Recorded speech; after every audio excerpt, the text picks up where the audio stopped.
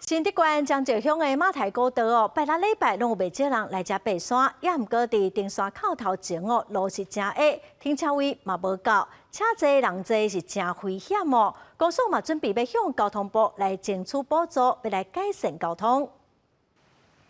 民众想要爬山运动一下，来到停车场，煞早就已经停满满，规个停车场敢若会当停6台车。当地人讲，若是拄着假日，民众违规停车的状况就会真严重，有时连小闪车都有困难。以前都很小啊，然后车子都要会车都很困难，然后停车都不方便。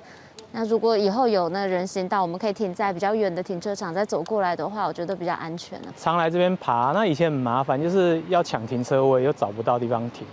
如果现在以后有这个步道可以这样走过来，觉得很方便。新竹县江浙乡马太步道，因为风景好，假日冲起真侪游客来运动。因为停车空间无够，县府甲乡公所合作，按算对内湾的武成宫停车场新开一条长约600公尺行人安全步道。除了提升用路人安全，也增加停车空间。我们常常看到，在从武圣宫停车场游客停车了以后呢，步行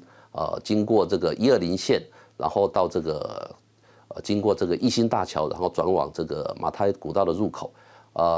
那由于这个没有实体的一个人行道的一个设置，这样现在只有标线的部分，那这个部分呢就险象环生。我们希望从武圣宫以后，可以跟这个120线做一个实体的人行道，然后再透过这个一心大桥的这个人行道的一个结合，然后让我们的这个外来的游客呢，